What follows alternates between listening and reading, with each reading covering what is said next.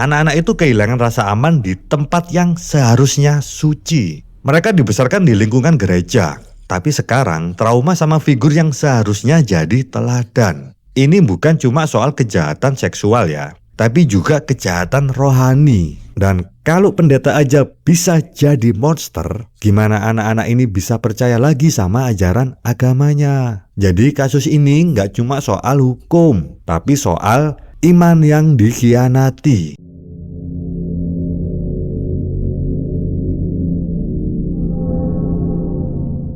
Selamat datang kembali di Zona Kriminal, tempat dosa-dosa manusia kita kumpas sampai kulitnya robek dan akalnya sampai kebuka. Masih bareng aku, Berio WB, yang selalu siap menyorot perilaku absurd dari manusia, terutama kalau pelakunya pakai embel-embel suci, tapi kelakuannya lebih cocok masuk neraka kelas utama. Dan kali ini kita akan bahas pendeta di Blitar yang kabarnya lebih rajin melayani anak-anak daripada jemaat. Ayo kita bongkar tabir dosa yang disembunyikan di balik jubah suci. Tonton sampai akhir. Ada pendeta berinisial DBH, usia sekitar 67 tahun, berdiri gagah di depan mimbar, berkhotbah soal kasih, iman, dan pengampunan. Tapi di balik mimbar dia menyusun agenda cabul dengan target anak-anak di bawah umur. 3 anak perempuan bos, umur 7 tahun, 12 tahun, dan 15 tahun, yang akhirnya menjadi korban kegilaan yang dia bungkus rapi dengan mengatasnamakan pelayanan. Ngeri. Tapi lebih ngeri lagi karena kejadian ini udah berlangsung sejak 2022 dan baru keungkap sekarang. Dan ini yang bikin aku tambah kesel. Ini bukan cuma soal DBH, ini bukan cuma soal pendeta cabul itu. Ini soal sistem yang bikin korban takut bersuara. Bayangin ya, bayangno, keluarga korban diintimidasi, anak-anaknya trauma, dan yang awalnya udah laporan ke polisi dicabut. Karena apa? Karena tekanan gereja. Preman dikirim, anak-anak diancam, sampai mereka kabur ke beberapa kota. Bayangin ya, bayangin selama 2 tahun lebih dia bebas mondar-mandir, ngasih pelajaran hidup sambil ngajak korban berenang, nginep di homestay, lalu pegang-pegang bagian vital, lengkap dengan lokasi alternatif di dalam mobil, kolam renang, dan ruang kerja gereja. Jadi tabiatnya emang udah bejat ya. Karena orang yang harusnya jadi panutan ternyata nafsunya makin liar.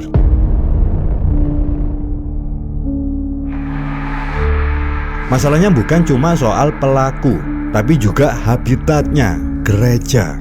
Ya, gereja yang harusnya jadi tempat suci malah jadi lokasi pencabulan. Gak cuma sekali nih, tapi berkali-kali. Gerejanya si pendeta itu bukan cuma sekedar diam, tapi nyaris kayak pura-pura tuli, pura-pura buta. Selama pendetanya bisa ngisi kotak persembahan dan bikin jemaat nangis tiap minggu, semua dianggap beres.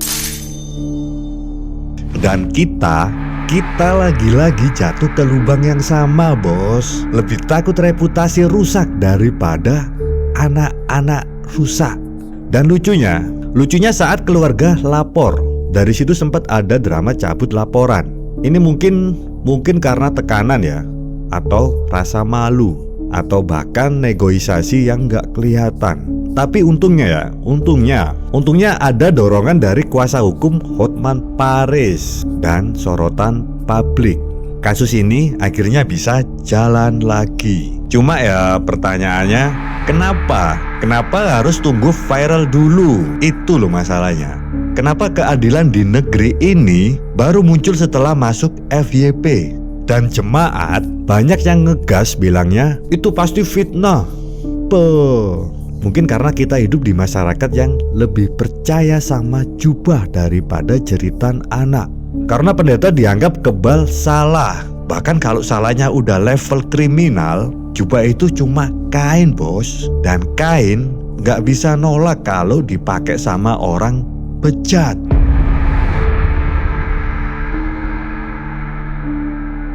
Aku sempet nggak heran ya kalau sekarang lembaga keagamaan mulai ngejar damage control.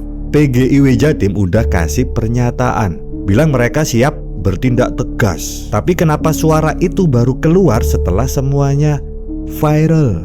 Kenapa nggak ada mekanisme pengawasan internal? Masa toko publik bisa ajak anak-anak nginep terus-menerus tanpa ada yang curiga? Ini bukan magic show ya, ini bukan magic show. Ini predator spiritual yang pakai kostum pelayanan. Gereja seharusnya jadi pelindung, bukan penyedia tempat perkara. Tapi kenyataannya banyak yang lebih takut kehilangan donatur daripada kehilangan moral. Dan ketika kasus kayak gini muncul, mereka buru-buru bilang itu oknum. Lah kalau tiap kasus selalu oknum, berarti yang sistemis itu bukan pelakunya, tapi pembiarannya. Gereja memainkan narasi damai buat nutupin dosa. Padahal damai di sini cuma kode buat tutup mulut. Dan yang bikin aku pengen nyengir, budaya ini bikin korban merasa bersalah karena berani ngomong. Ini tuh bukan cuma soal DKBH, tapi sistem budaya yang bikin keadilan jadi barang langka.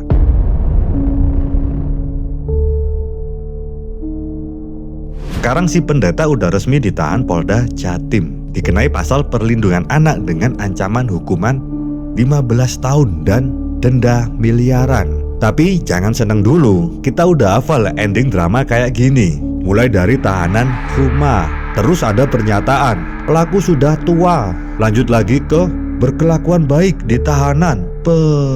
Dan ujung-ujungnya dapet remisi Natal. Ya elah, kamu pikir korban bisa dapet diskon trauma juga? Hah? Enggak bos, enggak. Mereka harus hidup dengan luka. Anak-anak itu kehilangan rasa aman di tempat yang seharusnya suci. Mereka dibesarkan di lingkungan gereja, tapi sekarang trauma sama figur yang seharusnya jadi teladan. Ini bukan cuma soal kejahatan seksual ya, tapi juga kejahatan rohani. Dan kalau pendeta aja bisa jadi monster, gimana anak-anak ini bisa percaya lagi sama ajaran agamanya? Jadi kasus ini nggak cuma soal hukum, tapi soal iman yang dikhianati. Untungnya di sini ada LPSK dan Kementerian PPA yang gercep banget buat turun tangan. Mereka dampingi korban, lindungin secara hukum dan psikologis. Tapi sekali lagi, semua ini baru kejadian setelah kasusnya mencuat. Kalau aja pengawasan dan kepekaan dari awal udah aktif, mungkin luka-luka ini nggak sempet dibuat. Tapi di negeri ini pencegahan kalah cepet sama klarifikasi.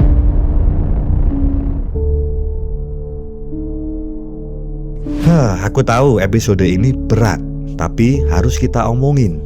Karena semakin banyak tokoh agama yang ngaku-ngaku wakil Tuhan, tapi kelakuannya kayak utusan setan. Dan yang lebih nyakitin, masyarakat kita masih gampang percaya cuma karena seseorang bisa nyebut ayat dengan lancar.